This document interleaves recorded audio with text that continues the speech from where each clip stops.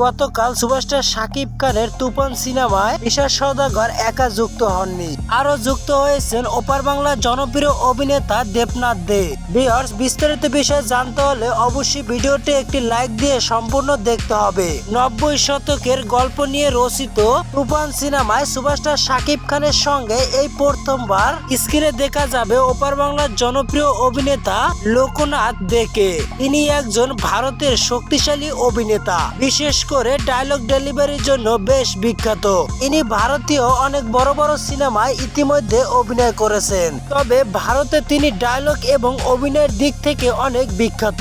লোকনাথ দে সিনেমার ডায়লগ দেওয়ার সময় বিভিন্ন ভঙ্গিমা দিয়ে দেওয়ায় ভক্তরা বেশ মজা পায়। তিনি অনেক সিনেমাতে ভিলেন চরিত্র অভিনয় করেছিলেন।